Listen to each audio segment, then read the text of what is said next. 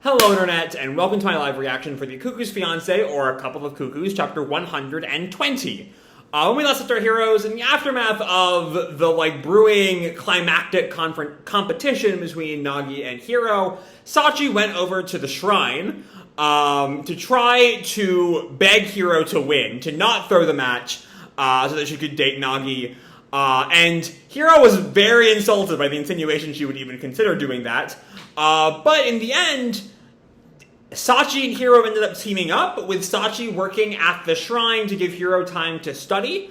There's seemingly something more going on there, as Ai seems to recognize that there is something that, Hiro has thought something through.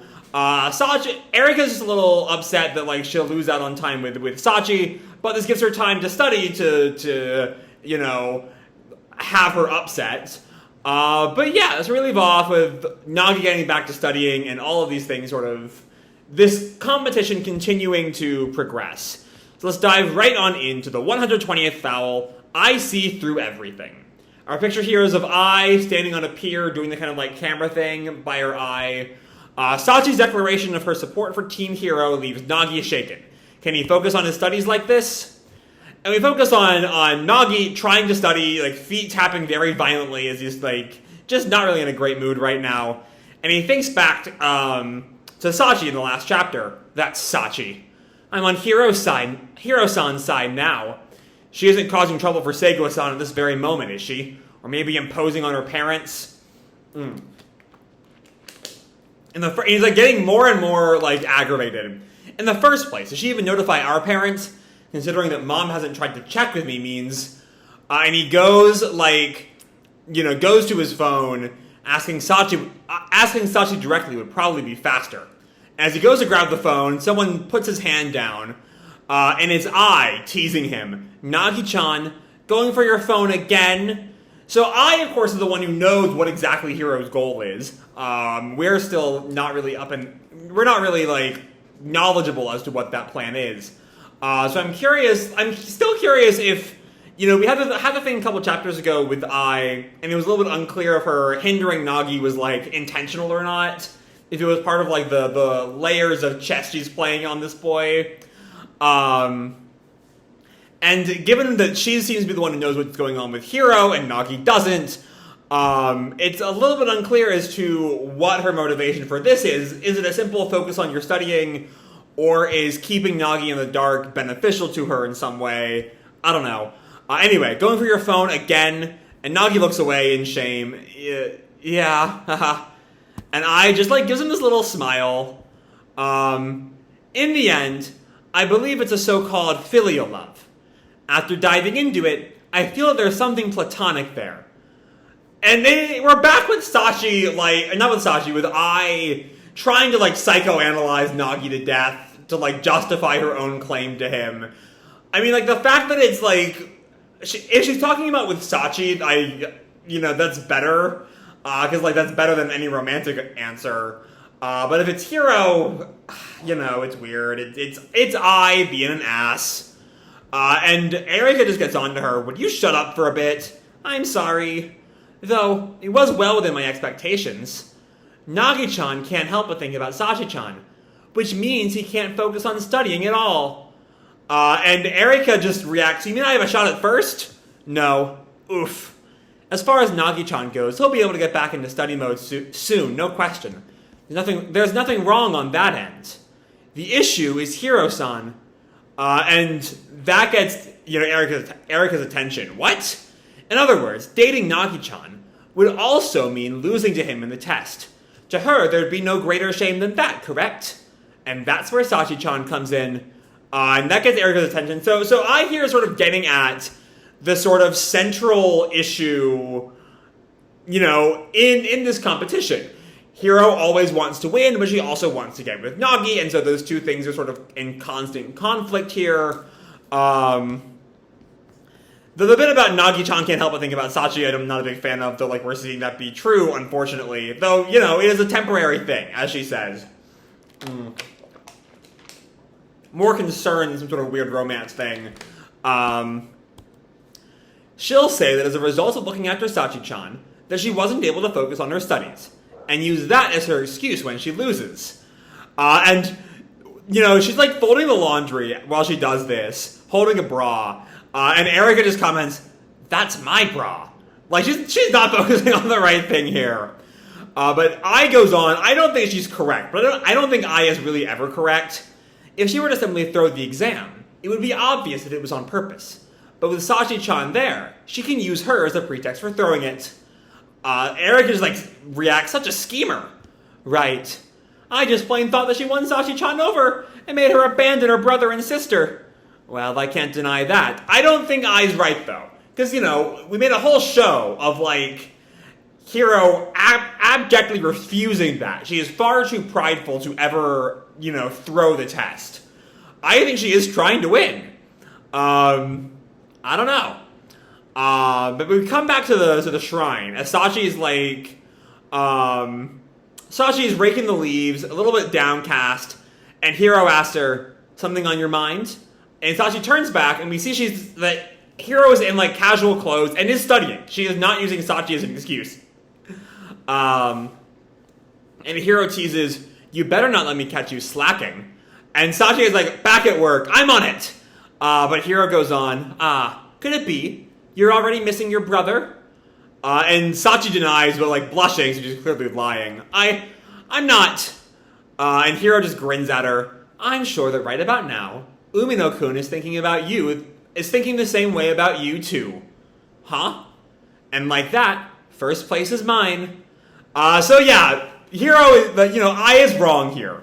I believe Hiro here. She does desire to win a little more. She might, in some part of her brain, want Nagi to win, but she would rather not date Nagi than surrender to Nagi. That is the hierarchy here for her.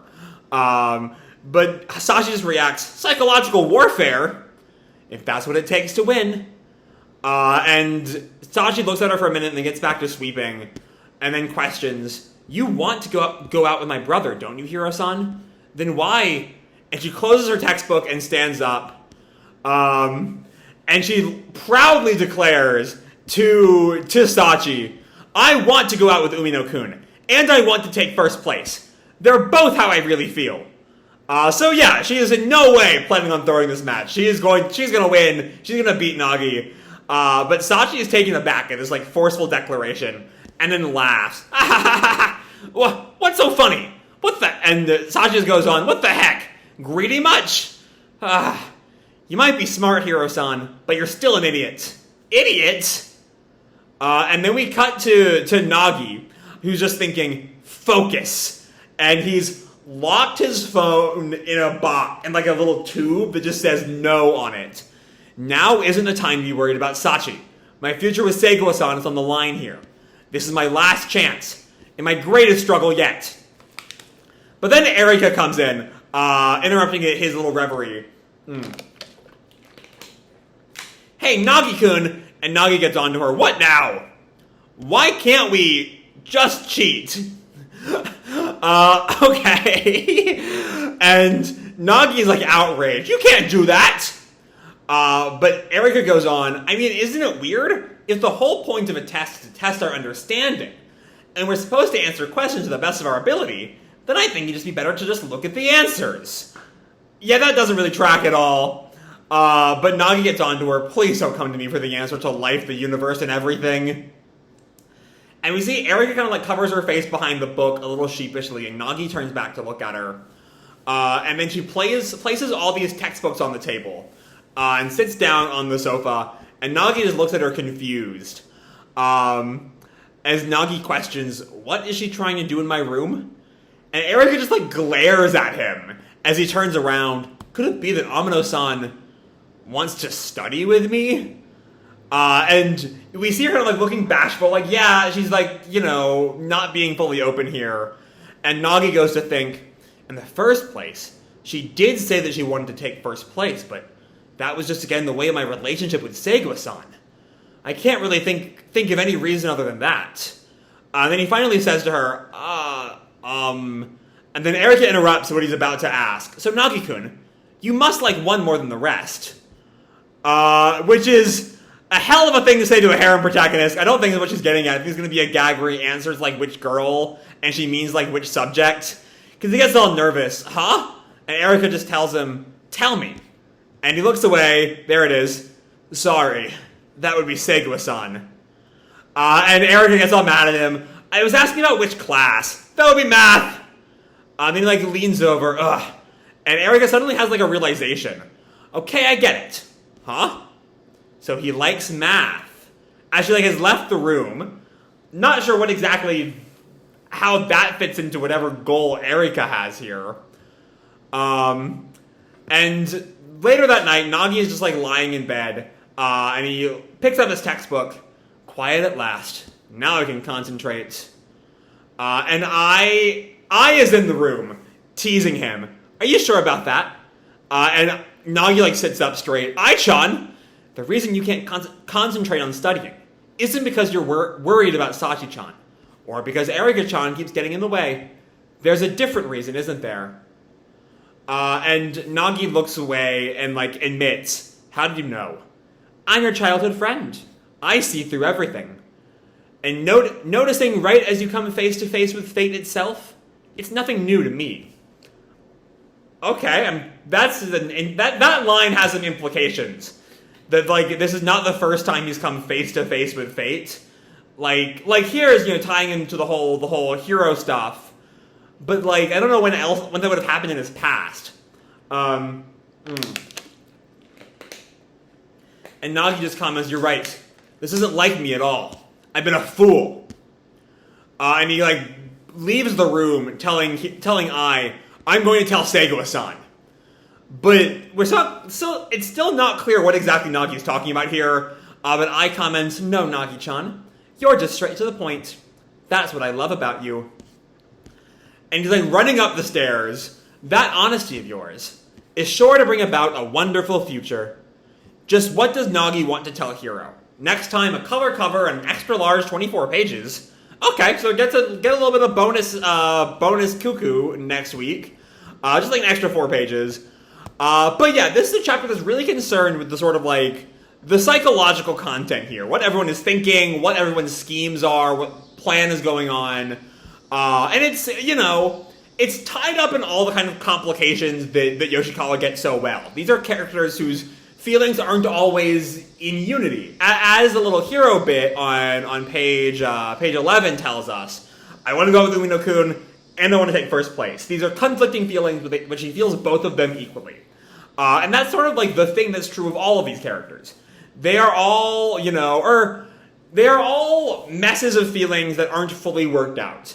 You know, like, it's a little different from Erika, who just genuinely didn't know what she wanted. She acted, and then she was like, why did I do that? What do I want that led me to do that? Hiro is similar in theme, but, like, different in how it is shown. She knows what she wants. They're just, like, not in unison. She's dealing with these two conflicting desires. And that's another sort of complexity of people. People are like that, you know? Not everything people want is in unison with everything else they want. And it's a thing that Yoshikawa has always been good at, and that she's really kind of been showcasing in the past few dozen chapters. But we see more. I like the reminder that, like, Ai is very much full of shit. You know, like, I fully believe that Ai is full of shit, but, like, the whole thing she says to Erika about, like, I understand all of this. I understand exactly what Hiro wants. She's looking for a chance to throw the test. And then we cut straight to the shrine where Hiro is not throwing the test, is studying, is announcing her desire to win, even if that interferes with the relationship with Nagi, sets up the idea that Ai rarely really knows what she's talking about, especially about people who aren't Nagi. She does, however, seem to know what Nagi is on about. She knows how to read him. As Nagi admits, you know, he's been a fool in some way. We don't really know what that is. What exactly is going to tell Hiro? Maybe that, like, this whole game is stupid and they need to just, like, get together, which, you know, would kind of be running over her feelings. Maybe it's, I'm not going to get with you, I'm going to get with Erika. Maybe that's the shipper in me talking. I don't know. There's also the weird Erika scene I can't really parse out, which, like, maybe we'll see more of that. What's going on with the So It's Math in the end. Like, maybe there's something there, I don't know. Like, if she had ended that bit with, so he likes Segawa, that might be something. Or maybe somehow the math will, like, be a flirt option? I don't know. I don't know what's going on there. It's a scene that will it seems to imply there's going to be something to that later, but we don't really know what yet. And speaking of things we don't know what yet, Nagi is telling Hiro something. So yeah, all in all, I really do dig the way this chapter, like, digs into these characters' psychology in a way that Yoshikawa was always really good at. And I'm curious to see how exactly that will be explored more once Nagi tells whatever he has to tell to Hiro. So with that said, I'm going to leave this video off here. Hope you'll enjoy the chapter and the video itself. If you did, feel free to drop me a like or subscribe, or, do whatever makes it happy, And as always, your life is your own, okay? Bye!